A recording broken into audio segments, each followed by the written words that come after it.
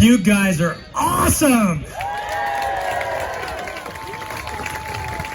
I am so thrilled to see that Albertans are not standing for this kind of subversion of our democracy and our public health.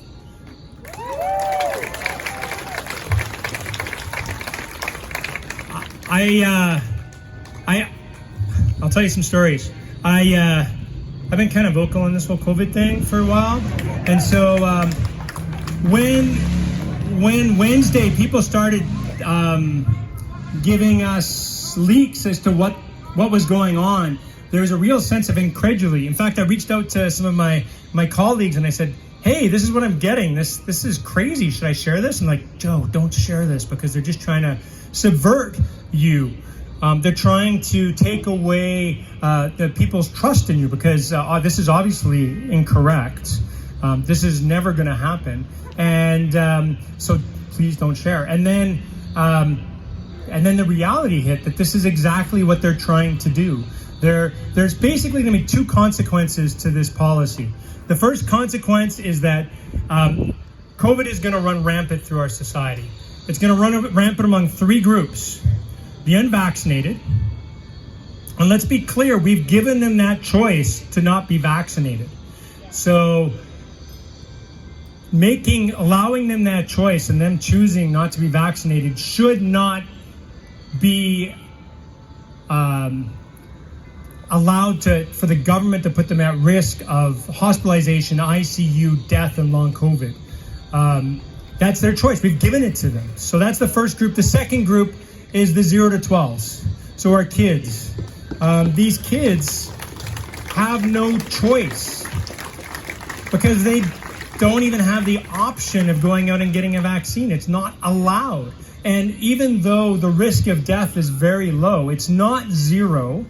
In fact, COVID death is now one of the top 10 causes of death in the United States. That's the most recent stats that I've seen.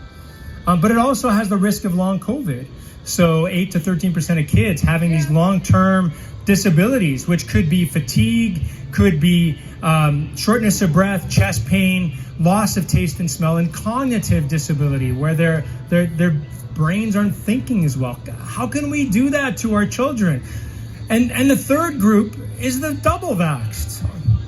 All of us who've gone out there and actually gotten vaccinated, there's a very big risk of breakthrough infections. It's not high. Everybody should still get vaccinated. But when you have exponential growth, even a very small number can be very large. A very small percentage can be a very large number of people. And so I'm still wearing a mask. You guys are still wearing masks because you know the risks. So that's the first consequence of this, which is allowing this to run rampant through our society. And I'll just point out that don't piss off the mama bears, right? Like, how many mamas are out here today? How many dads? How many parents that won't allow this to go forward? But the second major consequence of this isn't just running through society, it's hiding the numbers, right? They're actually going to be not allowing us to know what is happening on the ground. And as citizens, we should be allowed to have that information so that we can make good choices. You know, if we don't have transparency, if we don't have information, how can we make good choices to mitigate our risks? So, you know, the only way that we're going to win is to make sure that they know that they're not allowed to do this.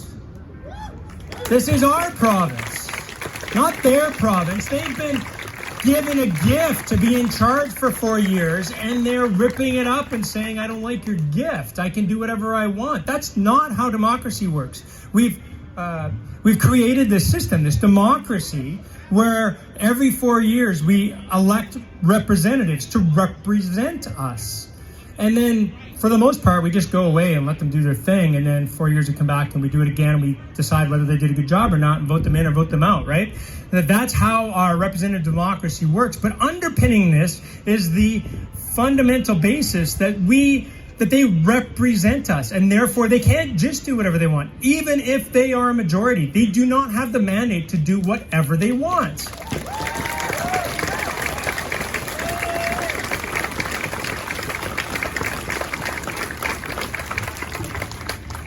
Whose health? Whose health? Whose province? Whose province? Whose children? Whose children? This is a super scary time.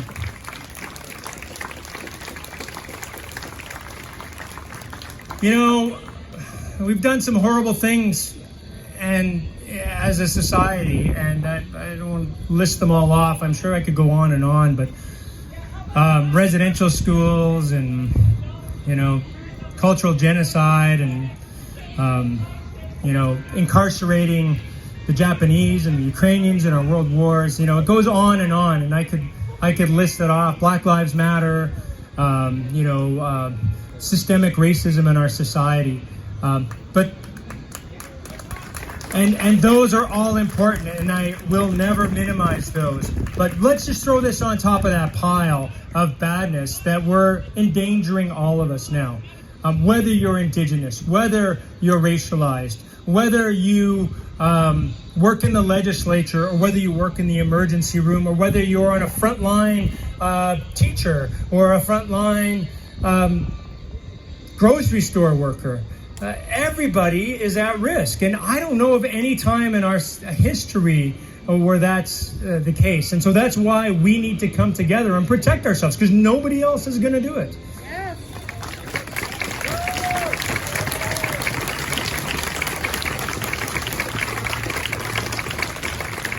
Okay, I lied. There's a couple people that can help us. This is kind of a blitz day, so when we're done today, I want you to start making some phone calls.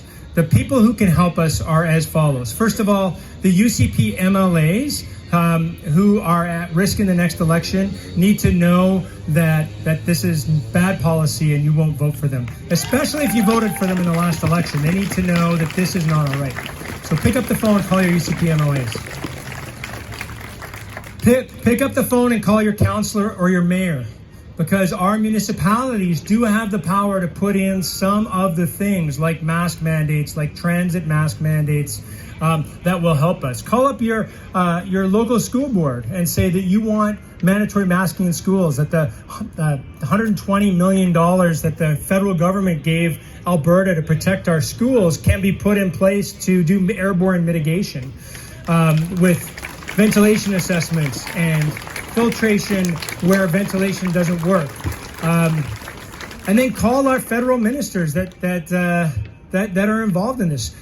Albertans deserve the same protections of all other Canadians when it comes to COVID, right?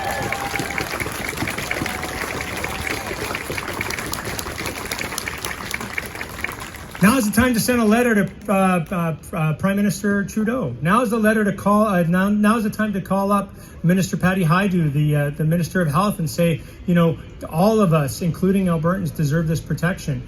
Now is the time to call up the Attorney General of Canada and say, Alberta is violating our Article 7 of the Charter of Rights and Freedoms, saying that we have the right to life, liberty, and the security of person, and they're taking away our security of person and the possibility of our life. This will not stand. So there's some tasks for you to do. I'm just going to finish up, I think, with a little bit of a safety talk. So because we're losing some of these protections, and it's now personal responsibility, no longer government responsibility, which I think is incredibly dangerous, we have to be very, very cautious in our actions. That doesn't mean you have to lock yourself in your basement, unless, of course, you're immunocompromised or haven't been able to get a vaccine for other reasons. But this is an airborne transmitted disease, and as such, we need to protect ourselves as such. Outdoors is better than indoors. So if you have to socialize with your family and friends, if you have to protest, do it outdoors. Minimize your contact with people indoors, especially those outside your family cohort. You may be one of those people who have to work indoors because of your job, in such situations, please wear as a good a mask as possible. There's different ways of doing it. You can wear a KN95 or an N95 mask. You can double mask, a fabric one and a surgical mask. You can use one of those mask braces that pull it across the face. If you have the ability to make open doors, open windows, put in filtration systems, they're cheap. You can actually make one, jury-rig one, for like $600 per room, and that'll protect you somewhat. Nothing's 100%, but it'll protect you somewhat against that aerosol.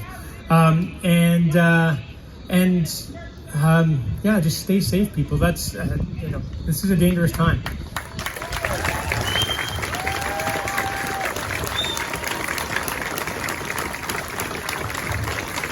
I could go on and on and on and on. I just did an hour-long podcast, and so if you let me riff, I'll just keep going.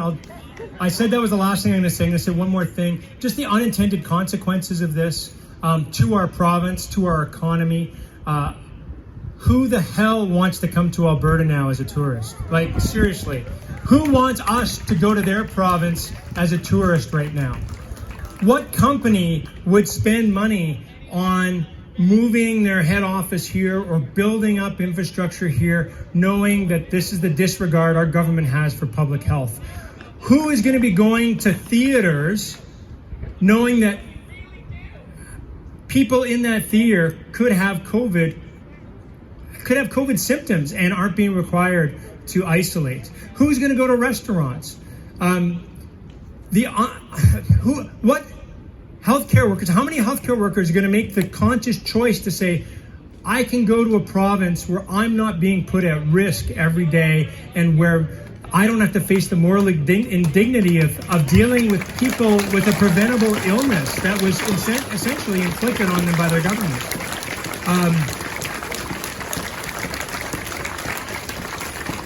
I come here as a place of privilege because I'm a physician. I've been working for 20 years. I've got my mortgage paid off. So I can afford to come out here. But there are a lot of people out there that don't have that privilege, and I'm here speaking on their behalf. Nurses cannot speak because they have a contract that says they are not allowed to criticize Alberta Health Services. Paramedics, same thing. The paramedics just recently had all of their COVID precautions removed, so they are no longer informed as to whether they are entering into a house space where there might be something with COVID symptoms. All of their mask protocols are removed. And how is that going to impact our paramedics, both emotionally, spiritually, and from a health perspective? Like, I don't know.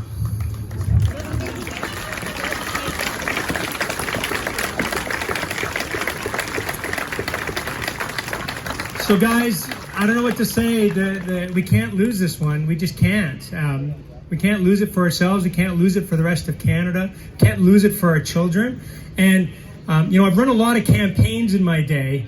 I was involved in the Alberta Coal Phase-Out campaign, the Canadian Coal Phase-Out campaign, NMAX Net Zero, Masks for Canada, mask mandates for the city of Calgary. All of them have required different techniques. But this is the first time where we have a time-limited space to do this in. We've had 16 days. We now have 13 days. We're down to 13 days, okay?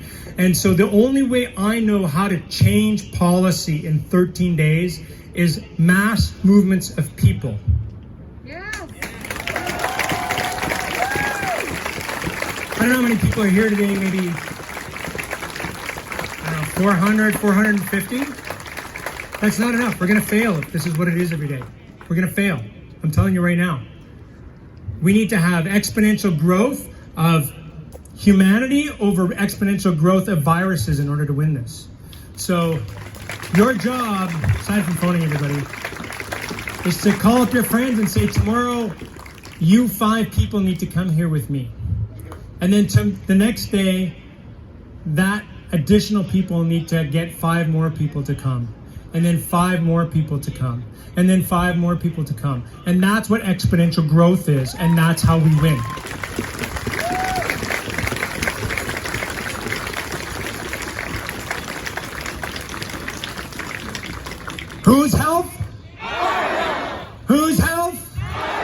Whose province? Whose province? Whose children? Whose children? People will ask me why I'm doing this. It's because I'm scared shitless. It's because I cannot fathom where this province is going to be in a month if we don't win. And I'm a mama bear to my kids. I have a 13-year-old and a 15-year-old. Thank God they're double vaxxed, but I do not want them experiencing what's coming down the pipe. And I'll fight like hell in order to prevent that. And I thank you for fighting with me.